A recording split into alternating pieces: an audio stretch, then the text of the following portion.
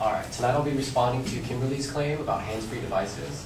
Her main claim is that hands-free devices are an inadequate alternative while driving, and I believe that she was making the inference that cell phone use or hands-free device use leads to more car accidents. She had a couple of secondary claims, one of them being that drivers are still distracted while driving while using the device because hands are still needed to answer the call. The cell phone aspect is gone, but the distraction of someone talking in the person's ear is not.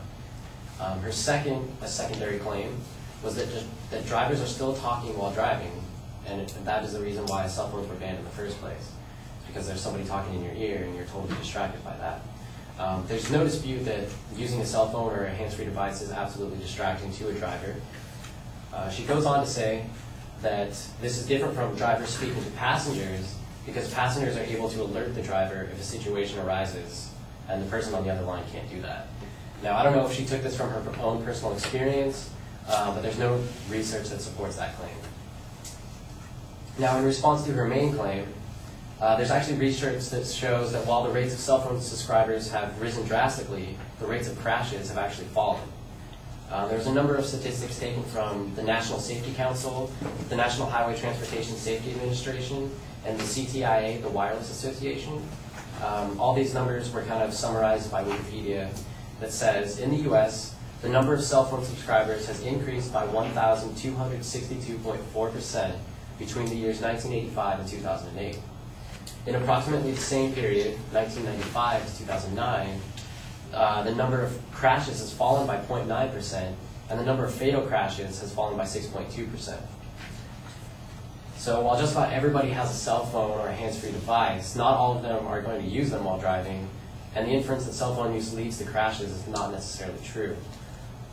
In response to the main claim again, I'm saying that the U.S. National Highway Transportation Safety Administration reported 5,474 people were killed by distracted driving in 2009. Their list of distracted driving includes talking to a passenger, which she claimed was not a viable option, eating, drinking, smoking, using the radio, using the air conditioning knobs, and cell phones. So basically anything that takes your eyes off the road or your hands off the wheel for a second is considered distracted driving.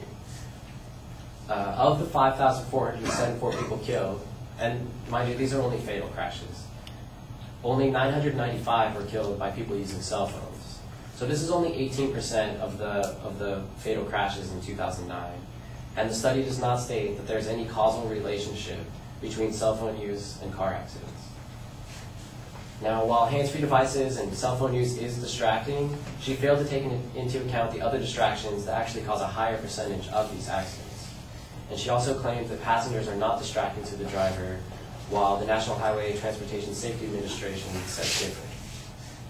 So in summation, a huge percentage of drivers have cell phones and hands-free devices, but the number of car accidents has actually fallen in the time period that cell phones have become popular. There are a number of other distractions that cause a higher number of accidents than cell phones or hands-free devices, including passengers talking to the driver. Thank you.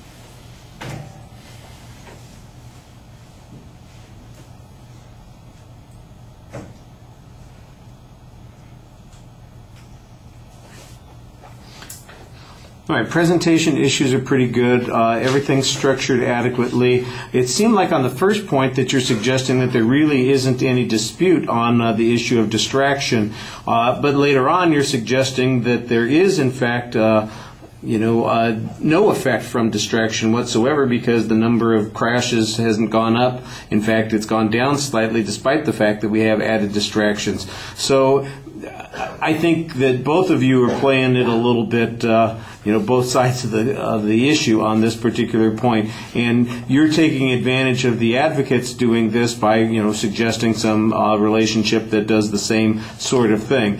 For example, the total number of crashes being down over the 23 years or whatever it is that they talked about since the cell phones have been widely available, and the decline in the number of crashes is less relevant than the decline in the number of fatal crashes, which you did have a statistic on. On the other hand, the number of distracted driving crashes is not given. We don't get a comparative number on that. We only get the one piece of data that you have, which says, that it's around 5,000 are basically a result of distracted driving, and 18% of those, or nearly 1/5, are based on cell phones. And then you've got a claim that says, so there's not really a causal connection there. Well, somebody said there was a causal connection because they just attributed to 18% of them to the use of cell phones. That seems to be a little confusing. And you acknowledge that distracted driving is, in fact, problematic. And then you come back to the arguments, and then there are these other distractions. I think that we need to figure out a little bit how we're going to make these comparisons on distractions. I know the point that the advocate was making was that a hands-free device is not any less distracting than using a cell phone is, and that and then they makes the comparison to passengers. I think that the challenge on that is pretty reasonable given the data that you have, but the argument that the cell phone is or the hands-free is not as distracting. It's equally distracting. I think that you need to have a little bit stronger argument on that point. It just feels like both of you are sort of dancing around the issue. I'm getting a lot of stuff about distracted driving and the relationship to cell phones, but I'm not sure what inference I'm supposed to draw from either position. I thought that you did a nice job presenting a contrasting point of view the best you could, but sometimes it just feels like, well, here's a hair-splitting spot that I can utilize, so I'll utilize it, instead of having something that really challenges the presumption or the main premise of the advocate's claim. I think that you could do a stronger job of that. All right, thank you.